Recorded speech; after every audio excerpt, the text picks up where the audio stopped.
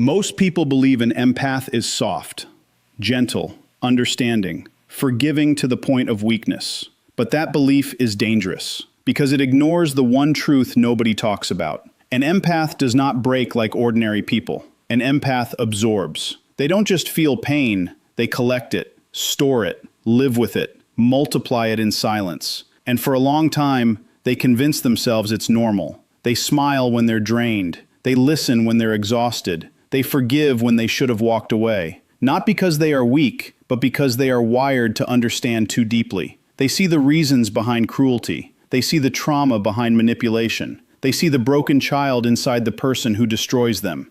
An empath does not wake up one day and decide to change. There is no switch, no announcement, no dramatic breaking point that the world can easily recognize. What happens instead is far more dangerous because it is invisible. It happens slowly, layer by layer, experience by experience, moment by moment, where they choose to understand instead of defend themselves. Every time they absorb someone else's anger without reacting, something inside them adapts. Every time they forgive behavior that should have been confronted, something inside them adjusts. Every time they silence their own discomfort just to keep peace for others, something inside them compresses. At first, it feels like strength. They believe they are becoming more patient, more evolved, more emotionally intelligent than the people around them. They take pride in being the one who can handle more, the one who can understand both sides, the one who can stay calm when others lose control. But what they do not realize is that emotional capacity without boundaries is not strength, it is exposure. And exposure always accumulates cost.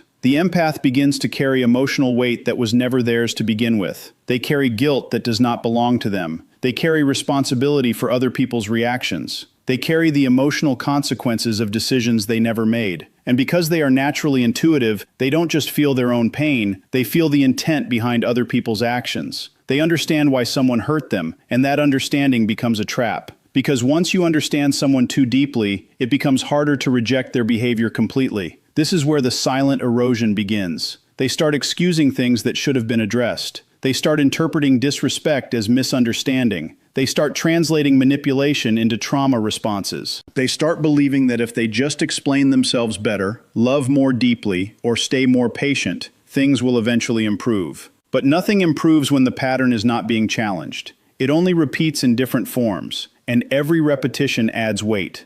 The empath does not notice the weight building because they are still functioning. They are still smiling, still showing up, still listening, still being the emotional support system for people who rarely return the same energy. But internally, something begins to shift. The nervous system starts recognizing familiar emotional stress faster. Situations that once felt manageable begin to feel draining earlier. Conversations that used to be tolerable begin to feel heavier in shorter time spans. It is not burnout yet, but it is the architecture of burnout forming silently in the background. The most dangerous part is that empaths rarely receive relief because they rarely create boundaries early enough to stop the accumulation. Instead, they rely on endurance. They tell themselves they can handle it. They tell themselves it is temporary. They tell themselves that walking away would be selfish. So they stay longer in emotional environments that continuously extract from them without equal return. And when extraction becomes a pattern, the mind begins to adapt in a different way. It stops expecting fairness. It stops expecting balance. It stops expecting emotional reciprocity. That is where the internal recalibration begins. Not as anger, not as revenge, but as a subtle withdrawal of emotional trust. They still engage, but something inside them is no longer fully present in the same way. They are listening, but not absorbing at the same depth. They are responding, but not internalizing every emotional wave. People around them do not notice this at first because the empath still looks the same on the surface. Still kind, still attentive, still present. But internally, the processing has changed. The emotional system starts prioritizing survival over connection. It starts filtering instead of absorbing. It starts protecting instead of opening completely. This is where the empath starts to feel something unfamiliar. Not anger, not hatred, not emotional breakdown, but distance. A strange internal separation between what they feel and what they choose to carry. They begin to realize that not every emotion they are exposed to requires participation. Not every conflict requires their understanding. Not every broken person requires their repair. But this realization does not come as a decision. It comes as exhaustion first, a deep internal fatigue that no amount of rest fully resets. Because emotional overload does not resolve with sleep, it resolves with boundaries. And until those boundaries are formed, the system keeps overprocessing. Over time, the empath starts noticing patterns more quickly. They begin to anticipate emotional outcomes before they fully unfold. They begin to recognize manipulation before it completes itself. They begin to see inconsistency in words versus behavior almost instantly. This is where people misunderstand them. They think something has made the empath colder. In reality, nothing became colder. Clarity simply replaced confusion. But clarity without emotional attachment feels different. It feels sharp. It feels direct. It feels uncomfortable to those who were used to emotional flexibility. Because emotional flexibility allowed people to be misunderstood in a forgiving way. Clarity does not allow that. It shows things exactly as they are, without emotional distortion. The empath begins to reach a point where emotional explanations are no longer satisfying. They no longer find comfort in understanding why someone behaves a certain way if that behavior continues to cause harm. Understanding stops being enough. Patterns become more important than intentions. Behavior becomes more important than potential. And consistency becomes the only language they trust. Internally, this is where the first real separation begins. The separation between feeling and tolerating, between empathy and participation, between compassion and self-sacrifice. And once that separation is experienced, it cannot be unseen.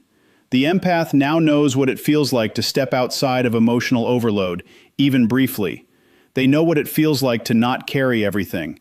And that awareness changes their internal threshold permanently. They begin to realize that not every emotional burden is meant to be carried just because they can feel it.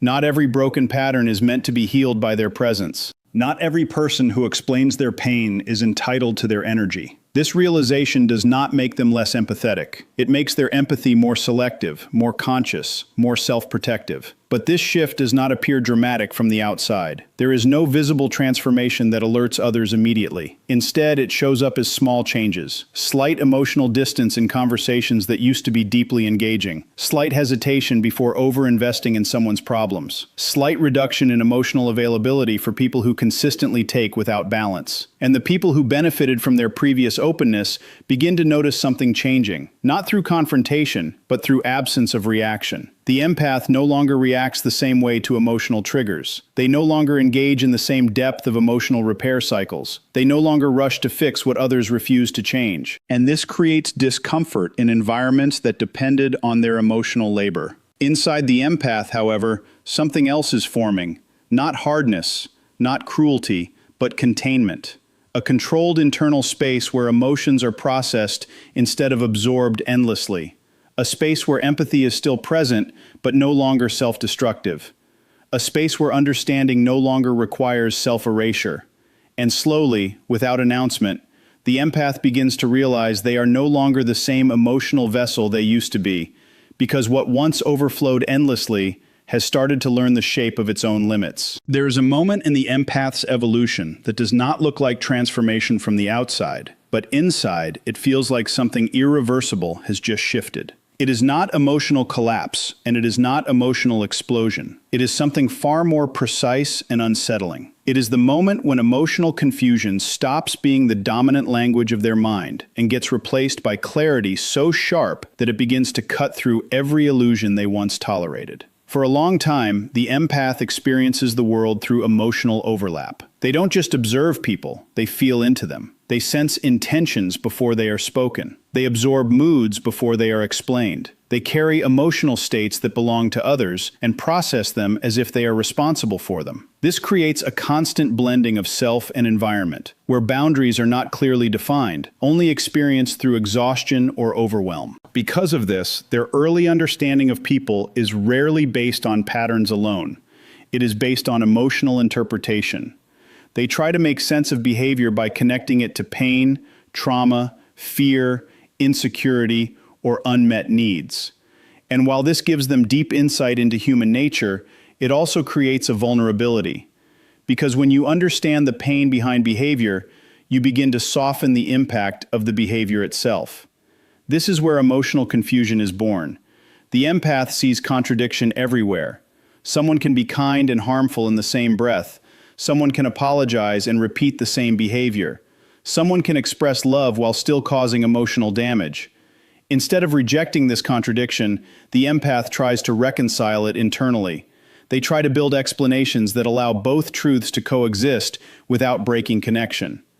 Over time, this becomes exhausting.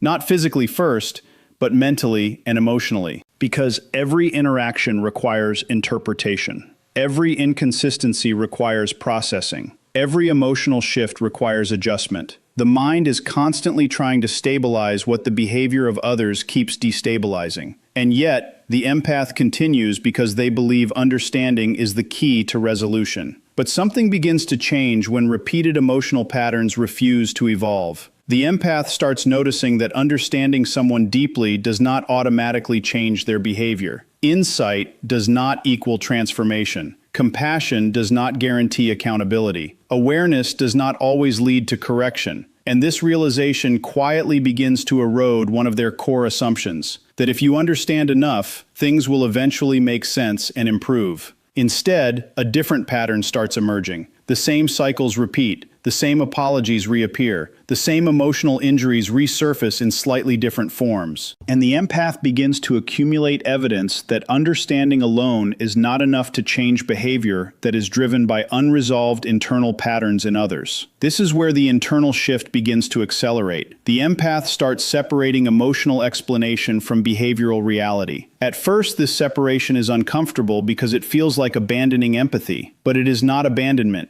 It is refinement. They begin to notice that they can understand why someone behaves a certain way without needing to accept that behavior as acceptable or sustainable. This is the beginning of clarity. Clarity does not arrive as an emotion. It arrives as recognition. Recognition of repetition. Recognition of predictability. Recognition of patterns that were once hidden under emotional complexity, but now appear obvious when viewed without emotional distortion. The empath starts seeing people differently, not as emotional mysteries that need decoding, but as behavioral systems that reveal themselves through consistency. Words become less important. Intentions become less persuasive. Emotional expressions become less convincing when they are not aligned with repeated action. This change is subtle but profound, because it shifts the empath from emotional participation into observational awareness. Instead of getting pulled into the emotional field of others, they begin to stand slightly outside it. Not disconnected, but less entangled. They can still feel, but they are no longer fully inside every emotional experience they encounter.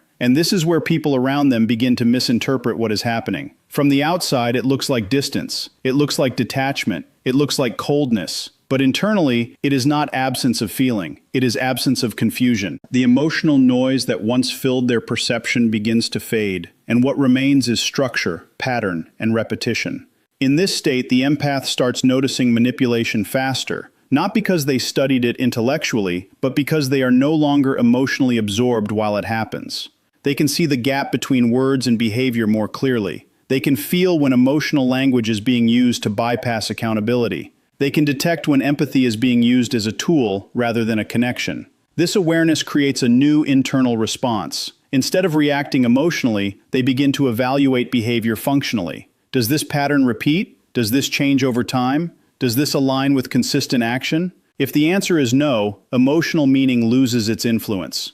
And this is where emotional detachment begins to form, not as a defense mechanism, but as a byproduct of clarity. The empath is no longer emotionally compelled to resolve every contradiction they observe. They no longer feel responsible for reconciling other people's internal conflicts. They begin to recognize that some patterns are not meant to be understood and to change, but simply observed as they are. This shift removes a major source of emotional suffering, because much of the empath's earlier pain did not come from external events alone, but from internal attempts to resolve what was never resolvable. The constant mental effort to make sense of inconsistent behavior created internal friction. Once clarity replaces that friction, emotional energy is no longer wasted on unresolved interpretation. At this stage, the empath begins to respond differently in conversations. They listen without over-assuming. They observe without over-investing. They engage without overextending. Emotional intensity no longer automatically translates into emotional obligation. They begin to understand that just because something feels strong does not mean it is stable. And just because something is explained emotionally does not mean it is structurally reliable. People who interact with them begin to notice something unusual. The empath is still present, still attentive, still capable of deep understanding, but they are no longer easily pulled into emotional cycles that used to dominate their reactions. Attempts to create confusion no longer land the same way. Attempts to create guilt lose their effectiveness. Attempts to create emotional urgency are met with measured response rather than emotional reactivity. Internally, the empath is no longer asking, "What does this mean about me?" in every emotional situation. Instead, they are asking, "What pattern is being repeated here?" This single shift changes everything, because it removes self-blame from situations that were never about self-worth and replaces it with structural awareness of behavior. And as clarity continues to deepen, something else begins to fade. The need to over-explain, the need to justify emotional decisions, the need to emotionally convince others of their perspective. Because clarity does not require persuasion, it requires recognition. The empath begins to realize that emotional truth does not need to be argued when behavior already confirms it. And once that realization settles, emotional engagement becomes more selective. Not because they care less, but because they understand more without needing to immerse themselves completely in every emotional current they encounter. This is the shift that looks like detachment to others, but feels like stabilization internally. The mind is no longer overloaded with conflicting interpretations. The emotional system is no longer stretched across multiple unresolved narratives. Instead, there is alignment between perception and reality. And in that alignment, the empath stops being emotionally reactive to confusion, because confusion itself has been replaced by clarity that does not require emotional permission to exist. There is a point in the empath's journey where survival stops being emotional and starts becoming structural. It is not a dramatic decision. It is not a sudden rejection of people. It is not an act of revenge or emotional withdrawal and anger. It is something far more quiet and far more permanent. It begins when the empath finally understands, through repetition and exhaustion, that self-abandonment has been the hidden cost of their empathy all along. For a long time, the empath builds their identity around being available. Available to listen, available to understand, available to absorb emotional weight that others cannot carry. They become the person who stabilizes chaos, who translates confusion into comfort, who takes emotional chaos and turns it into something others can function within. And in doing this repeatedly, they begin to normalize a dangerous internal pattern. Their own needs are always secondary to someone else's emotional state. At first, this feels meaningful, even purposeful, because they are needed. People come to them. People rely on them. People trust them with what they cannot express anywhere else. But over time, a subtle imbalance forms. The empath is constantly present in other people's emotional worlds, but fewer people are present in theirs. They are constantly regulating others, but no one is regulating them. They are constantly absorbing, but rarely releasing. This imbalance does not immediately feel harmful because the empath is resilient in ways others do not notice. They adapt. They endure. They normalize emotional overload as part of their role. But the nervous system does not interpret endless emotional input as meaning or purpose. It interprets it as stress. And stress that is not released becomes internal pressure. At a certain point, the empath begins to feel something they cannot easily name. It is not sadness in the traditional sense. It is not anger in a direct form. It is fatigue that does not resolve with rest. It is emotional depletion that persists even in calm environments. It is the sense that something inside them is always slightly overextended, even when nothing is happening externally. This is where the withdrawal begins, not as a conscious rebellion, but as a necessary correction. The system starts to protect itself in ways the conscious mind does not yet fully understand. The empath begins to notice that certain conversations feel heavier than before. Certain emotional dynamics feel more draining than they used to. Certain patterns of behavior from others feel less tolerable, not because they are new, but because tolerance itself is decreasing. What is actually happening is not emotional coldness forming, but emotional bandwidth shrinking under long-term overuse. And instead of continuing to expand outward endlessly, the system begins to contract inward to preserve stability. This contraction is what people misinterpret as detachment. The empath begins to say less, not because they have nothing to say, but because they are no longer willing to spend energy explaining what others repeatedly ignore. They begin to engage less in emotional repair cycles that lead nowhere. They begin to step back from roles where they are expected to constantly absorb without receiving. And each withdrawal is not a reaction to a single moment, but a response to accumulated patterns that have reached their limit. Internally, something significant shifts at this stage. The empath stops negotiating their own discomfort. In the past, they would override it. They would rationalize it. They would delay it. They would prioritize understanding others over acknowledging their own internal signals. But now, those signals become harder to ignore. Emotional fatigue is no longer something they can bypass with empathy alone. This is where self-reclamation quietly begins, not through confrontation, but through refusal. Refusal to overextend.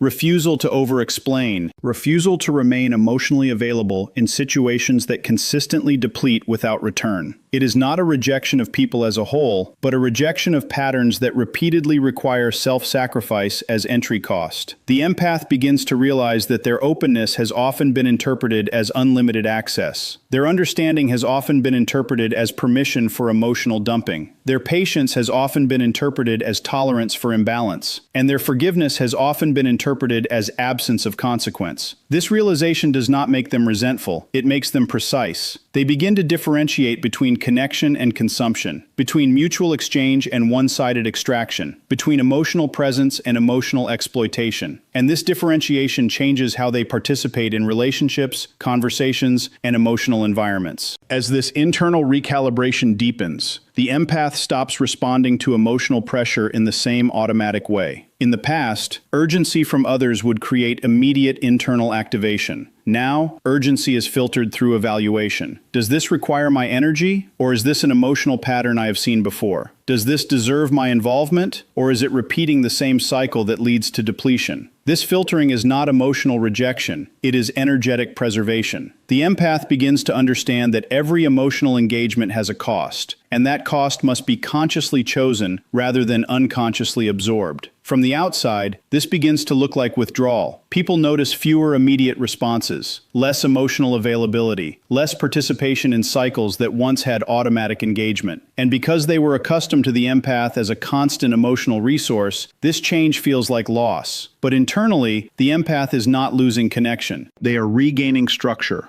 They are no longer dispersing themselves across every emotional demand placed in front of them. They are no longer fragmenting their attention, their energy, and their emotional stability across multiple unresolved dynamics. Instead, they begin to consolidate themselves. Energy that was previously scattered across others starts to return inward. Attention that was previously constantly external begins to stabilize internally. Emotional bandwidth that was previously overextended begins to normalize. This is where clarity and survival merge. The empath is no longer operating purely from understanding others. They are now operating from understanding themselves within those interactions. They begin to notice what drains them before they fully engage. They begin to recognize emotional environments that consistently require self-abandonment.